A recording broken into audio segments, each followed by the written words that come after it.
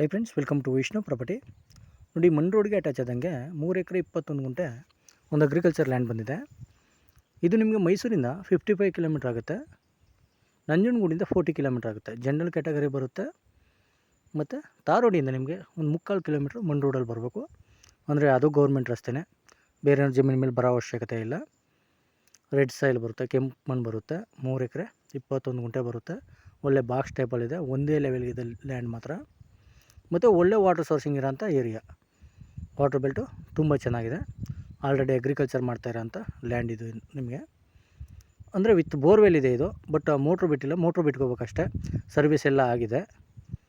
ನೀರು ಚೆನ್ನಾಗಿದೆ ಈ ಕಡೆ ಎಲ್ಲ, ಈ ಏರಿಯಾ ಎಲ್ಲ ನೀರು ಒಳ್ಳೆ ವಾಟರ್ ಬೆಲ್ಟ್ ಇರೋಂಥ ಏರಿಯಾ. ನೋಡಿ, ಇವರು ಫರ್ ಎಕರ್ ಬಂದು 26 ಲ್ಯಾಕ್ಸ್ ಹೇಳ್ತಾಯಿದ್ದಾರೆ, 26 ಲಕ್ಷ ಹೇಳ್ತಾಯಿದ್ದಾರೆ ಪರ್ ಎಕರು. ನೆಗೋಷಿಯೇಬಲ್ ಆಗುತ್ತೆ.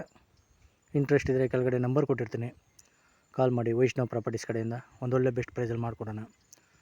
ನೋಡಿ, ಇದೇ ಬೋರ್ವೆಲ್ಲು, ಜಸ್ಟ್ ಒಂದು ಮೋಟ್ರ್ ಬಿಟ್ಕೋಬೇಕಷ್ಟೇ, ಸರ್ವಿಸ್ ಎಲ್ಲ ಇದೆ. ವಿಡಿಯೋ ಇಷ್ಟ ಆದರೆ ಲೈಕ್ ಆ್ಯಂಡ್ ಸಬ್ಸ್ಕ್ರೈಬ್ ಮಾಡಿ. Okay, thank you friends.